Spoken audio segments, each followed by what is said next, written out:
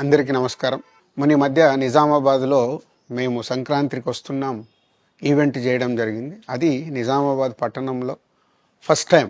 ఇంతకుముందు ఎప్పుడు మన దగ్గర సినిమా ఈవెంట్స్ పెద్దగా జరగవు. అప్పుడు ఒకసారి ఫిదా సక్సెస్ మీట్ ఒకటిసారి పెట్టాము. మళ్ళీ సంక్రాంతికి వస్తున్నాం చేసాం. అంటే ఆ నిజామాబాద్తో నాకున్న అనుబంధం అలాంటిది. నిజామాబాద్ జిల్లా వాసిగా అక్కడ ఈ సినిమా ఈవెంట్ చేయాలని చేయడం జరిగింది. పోతే ఆ ఈవెంట్లో నేను మన కల్చర్లో ఉండే మన దావత్ గురించి, మటను తెలగలు గురించి సంబోధించాను. నేను ఆ మాటలలో తెలంగాణ వాళ్ళని నేను అవమానించానని, తెలంగాణ మీద హేళన చేశానని కొంతమంది మిత్రులు కామెంట్స్ చేసి సోషల్ మీడియాలో పెట్టారని తెలిసింది. నా ఉద్దేశం అదే స్పీచ్లో లాస్ట్లో చెప్పడం జరిగింది. తెలంగాణ మన కల్చరు, మన దావత్తు నేను మిస్ అవుతున్నాను. సంక్రాంతికి 2 సినిమాలు రిలీజ్ అయ్యాక మన తెలంగాణ కల్చర్ దావత్ని నాకు చేసుకోవాలని ఉందని. సో మన కల్చర్ని అభిమానిస్తాను నేను.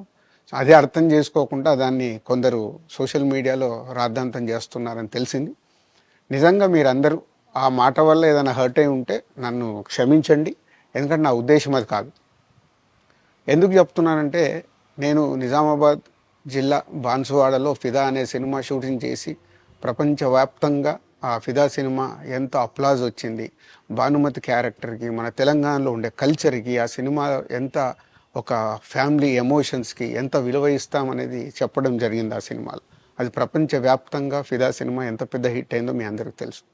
అలాగే బలగం అనే సినిమా తీసినప్పుడు తెలంగాణ సమాజం మొత్తం మమ్మల్ని అభినందించింది. తెలంగాణ ప్రజలందరూ ఆ సినిమాను ఆదరించి ఇది మా సినిమా అని గుండెలకు హత్తుకున్నారు. అన్ని రాజకీయ పార్టీలు ఆ సినిమాని అప్రిషియేట్ చేస్తూ మమ్మల్ని ప్రతి ఒక్క స్టేజ్ దగ్గర తీసుకెళ్ళి అభినందించారు, అన్ని రాజకీయ పార్టీలు. సో ఒక తెలంగాణ వాసిగా ఒక తెలంగాణని అభిమానించే నేను తెలంగాణని హేళన చేస్తానని ఎలా అనుకున్నారో నాకు తెలియదు. పోతే దాంట్లో ఏదైనా మీ కమ్యూనికేషన్లో తప్పుగా అర్థమైంటే నన్ను క్షమించండి.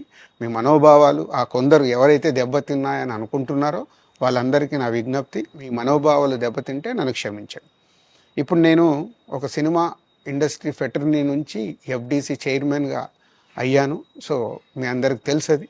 సో ఇటు సినిమా ఇండస్ట్రీకి అటు ప్రభుత్వానికి మధ్యలో ఉంటూ సినిమా ఇండస్ట్రీకి అవసరపడ్డట్టుగా నేను అన్ని సహాయ సహకారాలు చేస్తూ ఈ హైదరాబాద్లో హెల్దీ వాతావరణము, తెలుగు సినిమాకి, తెలంగాణలో అభివృద్ధి చెందాలనుకునే యువతకి అందరికీ నేను ఉపయోగపడేలాగా ఉండాలి. మొన్న అలాగే పవన్ కళ్యాణ్ గారు కూడా చెప్పారు, యూత్ చాలా ఉన్నారు, వాళ్ళందరికీ కూడా సినిమా ఇండస్ట్రీలో ఇష్టం ఉన్న వాళ్ళని అప్గ్రేడ్ చేసి చేయాలని. ఆ ప్రభుత్వం